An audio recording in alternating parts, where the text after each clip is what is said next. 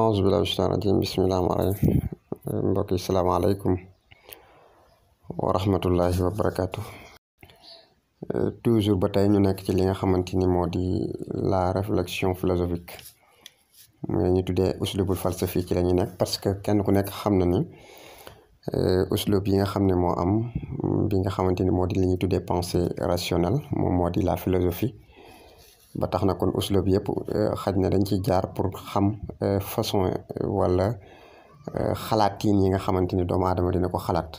ba tax na ñu jaaroon ci li nga xam ne moo di uslub yi buñ jiwmul moo nekkoon sunu dars bi ñu defoon ak yéen, te moo di xamle li nga xamante ni noonu la doomu aadama di xalaate ba lu jiitu muy li nga xam ne moo di li ñu tuddee pensée mythique te moo di xuraafa, ak li ñu tuddee pensée rationnelle te moo di la philosophie. kon nag réflexion philosophique boobu noonu ci la ñuy continuer ndax falsafa muy li ñuy tuddee la philosophie dafa nekk loo xamante ni ñun ñëpp ñu àndandoo xam ni daanañ ko woowee ci arab la ñuy tuddee ummul ulum, daanañ ko woowee li nga xam ne moo di ummul ulum. ummul ulum nag suñ ko waxee moo di la mère des sciences, c'est-à-dire bépp xam-xam boo xamante ni mu ngi ci àdduna bi dañuy jàpp ne ci philosophie la jóge. loolu donte dina am ñoo xam ne dañ ko dàq, waaye la philosophie noonu lañ ko doon woowee auparavant ba jamono ji sax suñu neexee ñu woowee ko la mère des sciences muy ummul ulum. ndax la philosophie bu ñu xoolee ci ma joxe ci exemple bu ndaw rek ci ñi nga xam ne peut-être def nañu ak monsieur Diaw li nga xamante ni moo di cours yi ci français yi, muy ku jàmbaare ci domaine boobu muy li jëm ci wàllum français. dinañu jàng li nga xam ne moo di li ñuy tuddee théorème de Pythagore, dinañ jàng li nga xam ne moo di théorème de Thalès. donc Thalès mooy Thalès, Pythagore mooy Pythagore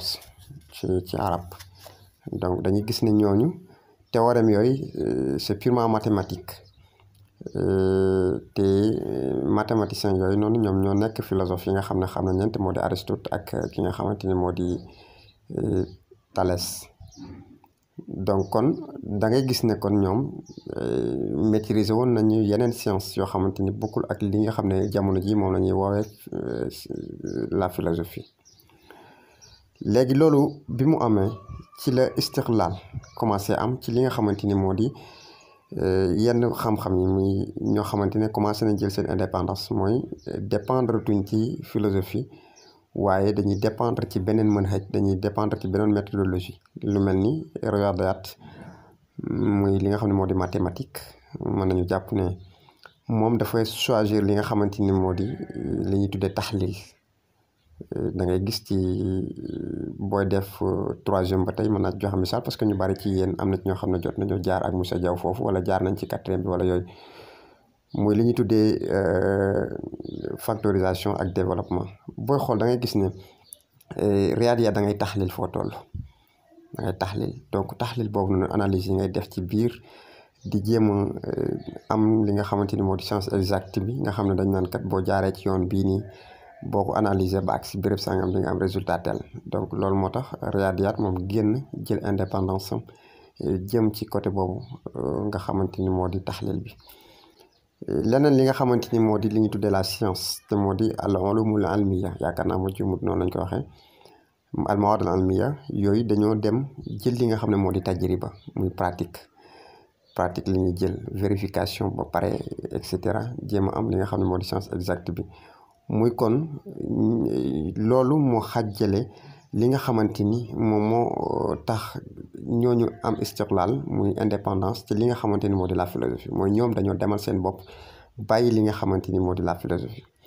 la philosophie des di am ay branches yoo xam ne moom lay jàngat, muy li ñu tuddee les grandes interrogations philosophiques, muy ay questions yoo xam ne daf koy poser. nekkul ay questions yu ndaw, mais c'est des grandes questions philosophiques yoo xam ne moom la ñu tuddee les grandes questions philosophiques, muy mabaxis yi nga xamante ni moom la falsafa di gëstu, muy les grandes questions philosophiques. loolu nag ci lañ bëgg ñëw ak yéen tey dinañu wax suñu plan. léegi plan bi nga xam ne bëgg nañ ko suivre ci li nga xamante ni moo di suñu waxtaan bii nii incha allah moo di dinañu def benn introduction bu ndaw ci bala ñoo tàmbali. beneen bi ci topp itam dinañ ñëw ci les grandes interrogations philosophiques mooy niñ ko waxee woon sànq te moo di li ñuy tuddee l'interrogation métaphysique te moo di al wujud ak li ñuy tuddee interrogation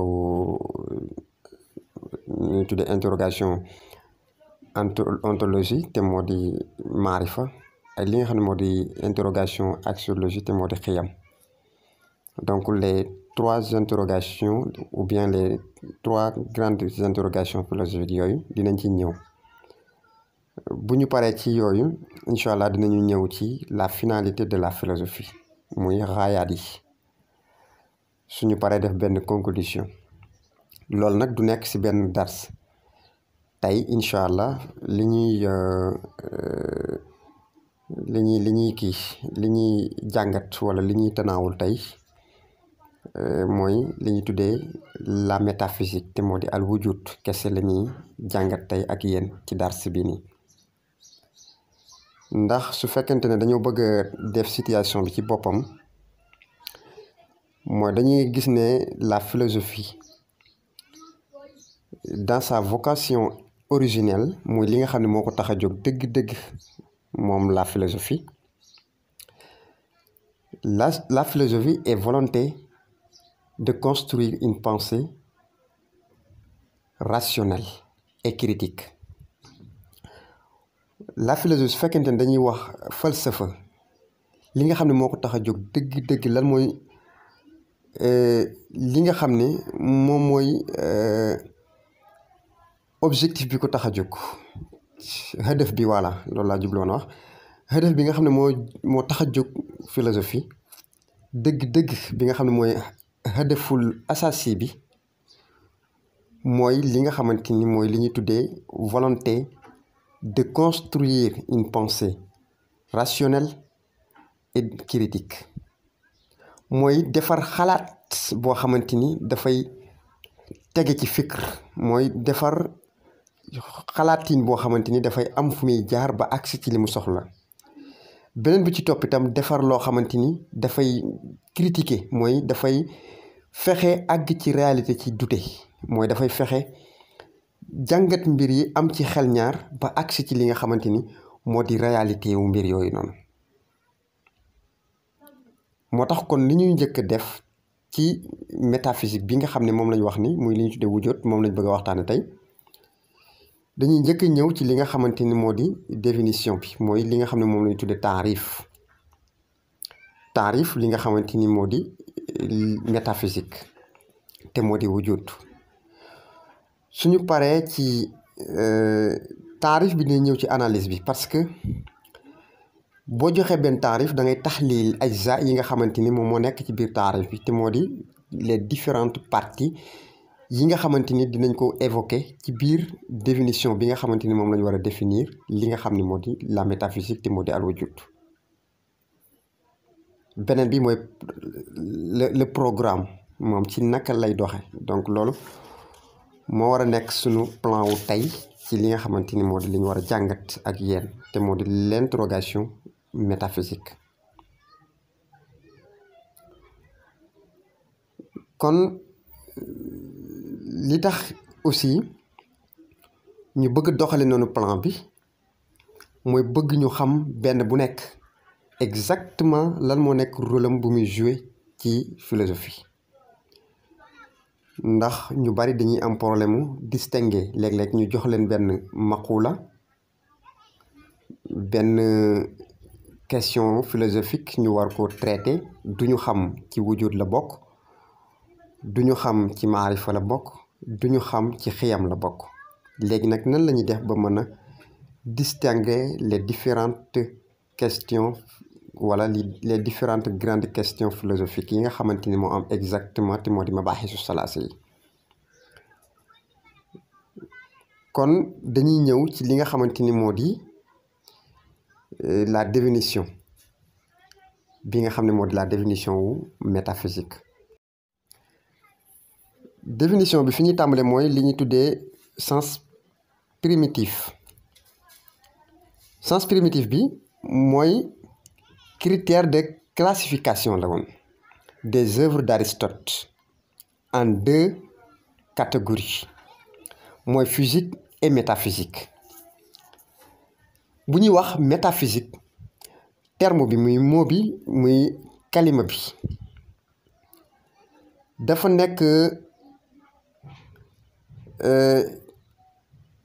terme boo xam ne classificatoire la muy dafay clarifier ndax dafa am koo xamante ni moom la ñuy tuddee Andronikos Drone moom mu nekkoon ci benn bibliothèque doon ranger wala mu doon catégoriser li nga xamante ni moo di œuvre Aristote yi jamono bi nga xam ne moom may wax mi Andronikos Drone jël na œuvre yi nga xamante ni mooy wax ci li ñuy tuddee tabian muy li ñuy tuddee la nature ak œuvre yi nga xam ne mooy wax ci le monde te moo di al alam bi mu classé yooyu ba pare dafa gis beneen partie boo xam ne mënu ko dugal ci li ñuy tuddee ulumu tabian yi mënu ko dugal ci yi nga xam ne mooy wax ci alam bi c'est-à-dire mënu ko dugal ci li nga xamante ne c'est purement physique muy loo xam ne mën nañ koo teg bët wala mën nañ koo làmb daj ko wala mën nañ koo xool gis ko bi mu defee ranger loolu ba pare mu tudde ko physique yi nga xamante ni mënees na ko xool gis ko mooy yi nga xamante ni dafa aju ci li ñuy tuddee maanaam kii yi nga xam ne c'est sensible par exemple nga xam ne les 5 sens muy li ñuy tuddee alxawaasul xamsa mën na ko idraak la boo xam ne xawaasul xamsa mën na ko mooy que ni ñun bu ñu tegee dara suñu mën nañ ko xool gis ko wala ñu dégg ko wala ñu làmb ko daj ko wala ñu mos ko xam ko c'est-à-dire xawaasul xamsa yi mën nañ ko xam loolu la ñuy tuddee physique yi léegi nag moom bi nga xamee ne rangé na yooyu nga xam ne moo jëm ci tabian bi te tabian bi lépp mënees na nekk physique ñu di ko teg bët wala ñu di ko dégg et cetera wala li nga xam ne moo di alam bi mu di monde bi yi nga xam ne mën nañ ko teg bët ak yooyu bi mu demee nag am na ci yeneen yoo xam ne nii ci monde nii ci tabian muy duggul ci benn ci ñaari science yooyu ma wax Andronikos Drone mii nii daal di classé yooyu tudde ko li nga xamante ni moo di métaphysique mooy yi nga xam ne ñu ngi au-delà de la physique mooy maa war a tabian noonu lañ koy woowee ci arab nga xam ne léegi du expérience sensible mooy du expérience boo xam ne les 5 sens mën nañ ko xam loolu mooy sens primitif bi waaye nag bu fekkente ne dañuy wax métaphysique en tant que discipline nag une science qui se substitue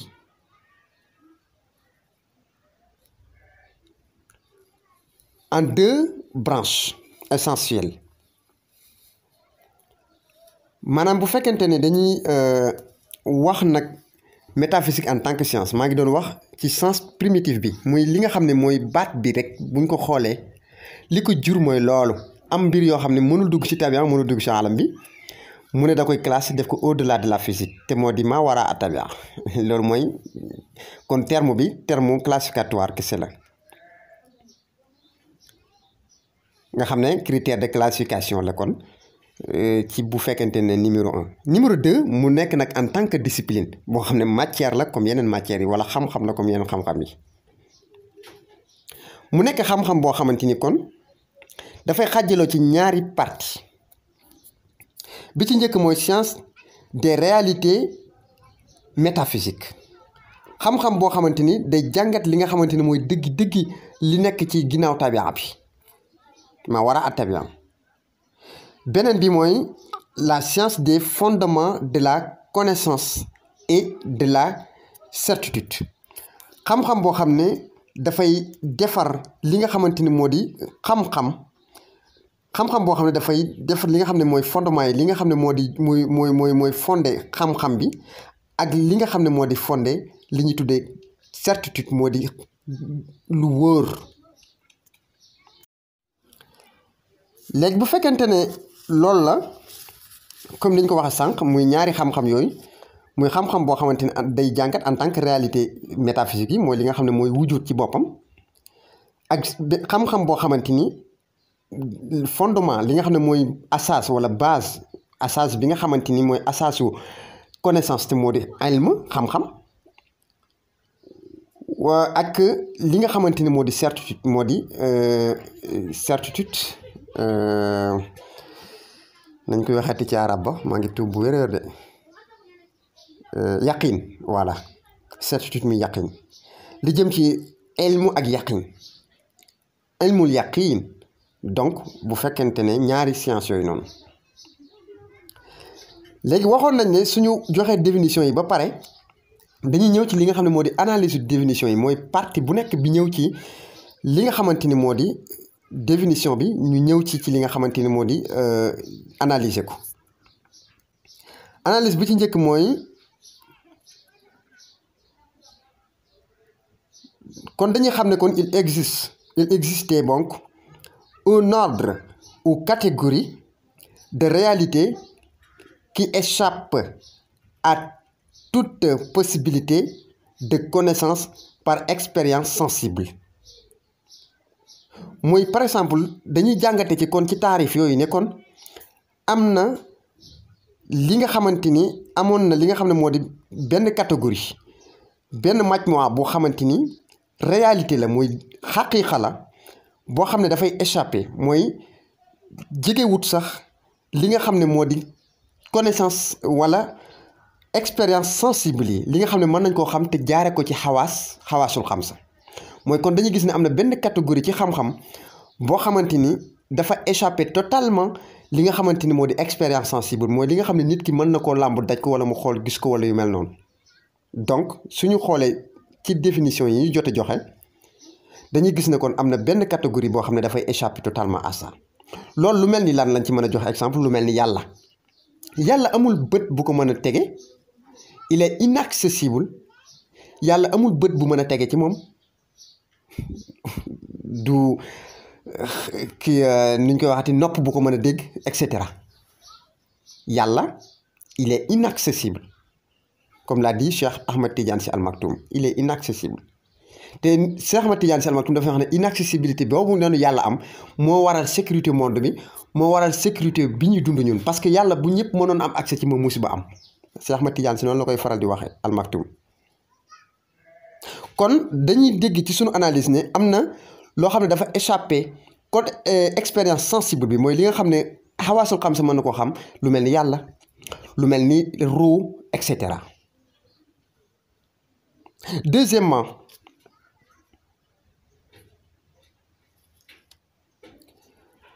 mooy ces réalités mooy yi mooy wax nii yi nga xam dafay échapper totalement l'expérience sensible ces réalités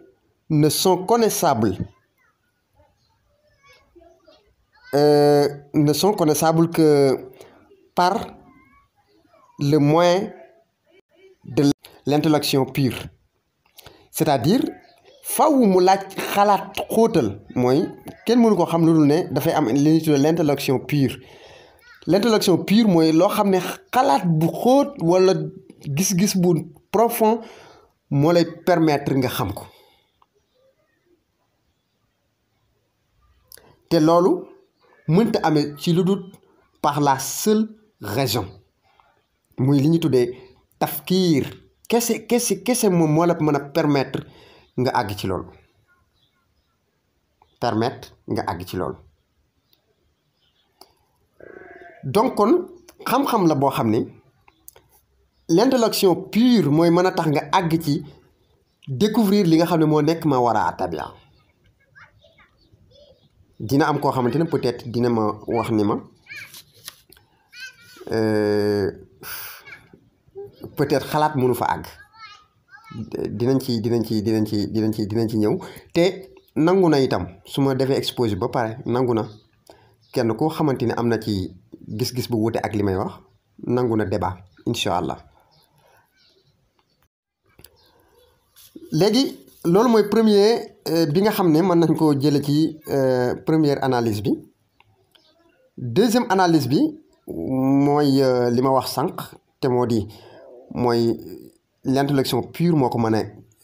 xam. Troisième bi mooy synonyme la ci li nga xam ne mooy tuddee ontologie, c'est un synonyme d'ontologie. Ontologie mën nañ ko tekkee ci français directement rek mooy science de l'être en tant qu'être, mooy xam-xam bi nga xam ne dafay jàngat wujud, mooy wujud en tant que wujud, wujud en tant que wujud, moo xam être humain la, moo xam insaan la, moo xam alam bi la, moo xam yàlla, moo xam voilà en tant que être, mooy science de l'être en tant qu'être, mooy jàngat nit ki en tant que nit, jàngat àdduna bi en tant que àdduna, jàngat yàlla en tant que yàlla. su fekkente ne wax ji xaw naa ëpp ngeen jégal moom damay leeral rek. ndax ci bu ñu demee ci grec nga xam ne mot bi origine grec la, mooy dafa am lu ñu tuddee ontos te mooy être ak logos te mooy science. Ontos et logos mooy science de l'être. kon ontos boobu ak logos boobu noonu moo tax loolu moo ñuy yóbbu ci ñuy jàngat li ñu tuddee jë bi ci njëkk mooy yàlla, beneen bi mooy am te moo di ruux, beneen bi ci topp moo di homme mu di nit. yooyu lay jàngat, ñett yooyu noonu mooy yàlla, am di ruux ak li nga xamante ni moo jëm ci wàllum nit. parce que yàlla dañuy jàpp est-ce que yàlla am na d'abord, est-ce que yàlla ji ñuy wax am na wala yàlla amut, loolu la ñuy jàngat. suñu jàngatee yàlla am na, su amee fan la nekk, fi mu nekk fan la, ci kaw la wala ci suuf la, yàlla moomu noonu ban relation la am ak adduna bi, monde bi, yàlla moom ban relation la am ak doomu aadama bi, yàlla moomu ban relation la am ak kawnu bi d'une manière générale. loolu la ñuy jàngat ci yàlla. yàlla en tant que yàlla est-ce que am na, su amee fu mu ne, fi mu nekk ban relation la am ak monde bi, et cetera. am muy ruu, est-ce que ruu dafa ñëw dugg ci doomu aadama directement parce que ruu mooy dee, wala matière du doomu aadama bi mooy dee. ndax su deewee dafay continuer di, maanaam su fekkente ne matière bi mu dugg est-ce que dafa ñëw jekki-jekki directement dugg ci doomu aadama bi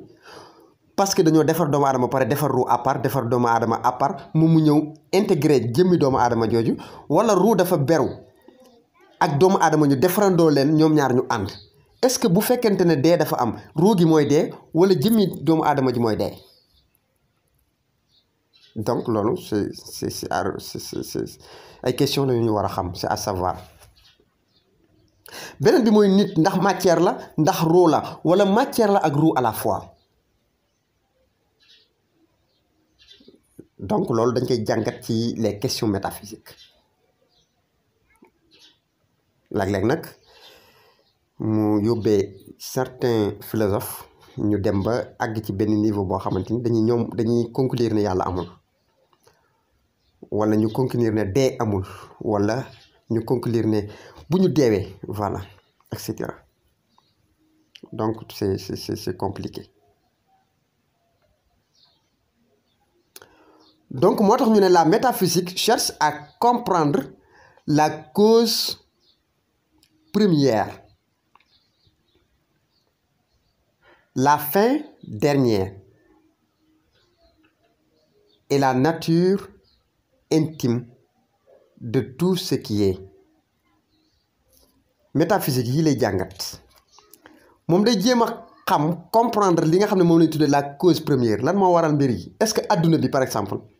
dafa jékki-jékki ñëw sut fatan, jékki-jékki rek ne jëmm ci suñ kanam,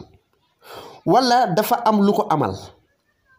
wala daf doon ñëw ndànk-ndànk di màgg, wala dafa jékki-jékki exploser, ni ñuy tuddee bing bang nangam ak nangam. est-ce que mooy li ñuy tuddee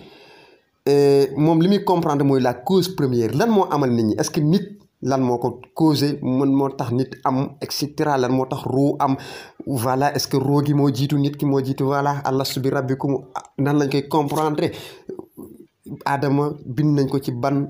bi roo gi nekk fee di répondre ay question alastu bi rabbikum mu naan balaa ban bi nekk fële ñu naan sujootalal iblis lànk ne du ma sujoot nan la ñu mën a comprendre loolu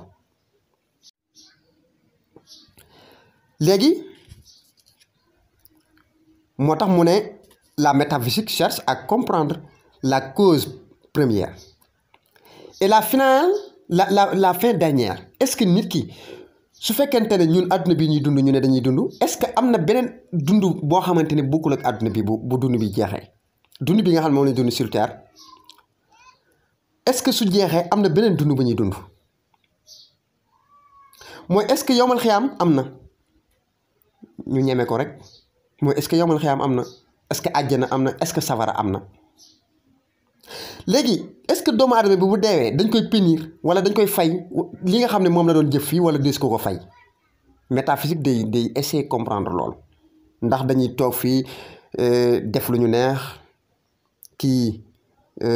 waxtaan ak kii njaalo kii naan sàngara fii kii rey nit fii et cetera mu nekk ay faits yoo xamante ne mën nañ ko constater ci kaw suuf waaye est-ce que faits yooyu noonu après dañ leen ciy fay wala dañ leen ci ñàkk a fay suñu deewee fii nii est-ce que c'est fini wala déedéet suñu deewee am na beneen dund bu ñuy dundaat bi ñuy tuddee enfer mi sawara bi ñuy tuddee paradis mi àjjana est-ce que am na exactement est-ce que du rek nit ñi tëdd nii di gént nekk ci benn affaire di dem di ñëw noonu lañ nekk fii ci àdduna di gént bu ñu yeewoo jeex na lan moo xew donc moo tax mu ne métaphysique dafay chercher à comprendre la cause première mais du ci yem la fin dernière waaye dafay jéem a comprendre la nature intime de tout ce qui est lan mooy nature intime bi nga xamante ne mooy lépp lu am moo xam adduna bi moo xam nit ki moo xam yàlla moo xam voilà nature intime nit ki allahu akbar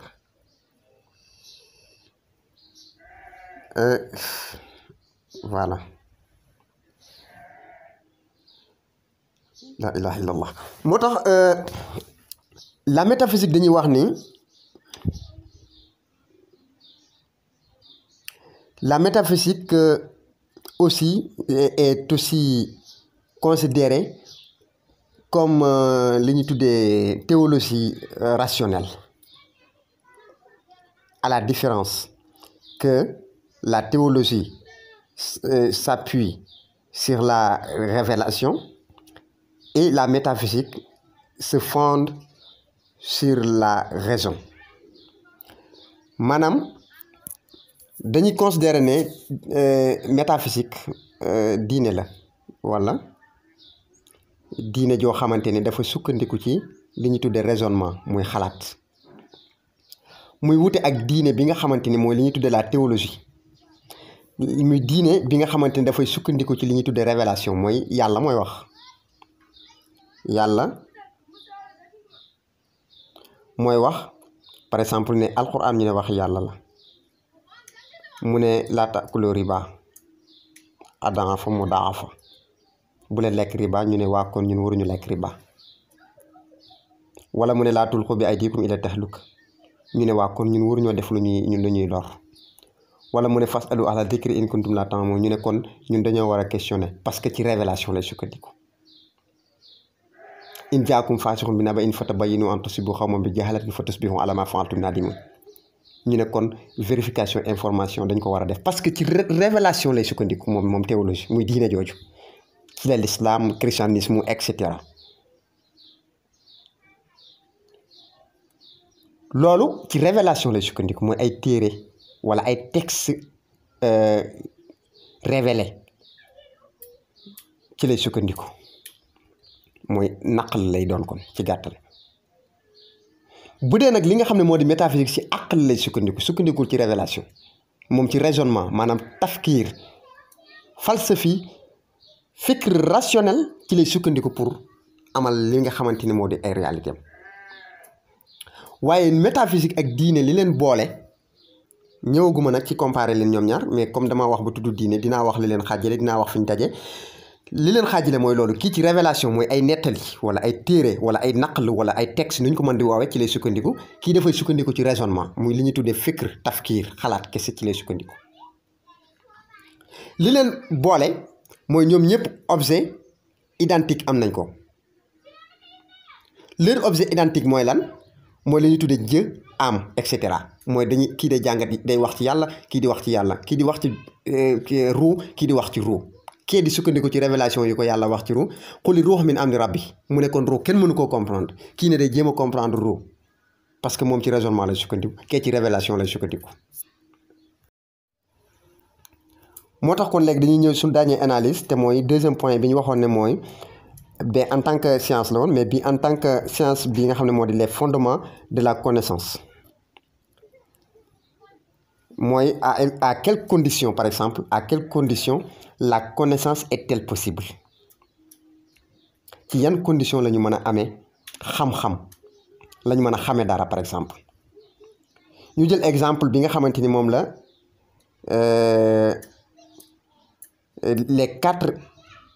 les quatre causes yi nga xamante ni moom la Aristote joxe que ni ci la xam-xam mën a wéree mooy bi ci njëkk mooy li ñu tuddee la cause matérielle deuxième bi mooy la cause formelle troisième bi mooy la cause efficiente quatrième bi moo di la cause finale. loolu mooy lan Aristote dafa wax ne pour ñu mën a am xam-xam pour xam-xam bi ci yan la war a sukkandiku mooy ci ñeenti cause yi bi ci njëkk mooy cause matérielle ma jël misaal ci tabax kuy tabax par exemple cause matérielle yi mooy matériaux yi nga xamante ni moom la soxla pour tabax ñoom ciment fer béton mètre yi mu war a mètre pelle yi mu war a gase brouette yi mu war a toxale kii machine bi nga xam ne moom la war a moole li nga xam ne moom la war a dajale daal ci matériel pour mën a tabax ab tabax loolu mooy li ñuy tuddee cause matérielle mu ne xam-xam ci loolu lay njëkkee mooy il faut nga dajale matériel yi nga xam ne moo lay permettre nga comprendre affaire bi. beneen bi topp mooy cause formelle mooy idée bi bu tabax bi dafay am idée mooy plan bi mooy architecte bi wala entrepreneur bi balaa tabax architecte bi nga xam ne moom moo tëdd xalaat plan bi ci boppam mu am ay néeg am ay salle de bain am ay couloir am étage am ay escalier am ay yu baree bari yoo xam ne moo lay permettre nga mën a ascenseur bu lay yéegal et cetera loolu daf koy xalaat ci boppam muy li ñuy tuddee plan bi nekk ci bopp bi avant ñu koy rëdd ci suuf si loolu lay tuddee cause formelle ak li ñuy tuddee cause efficiente bi mooy ouvrier yi nga xam ne ñoo ko war a tabax maçon bi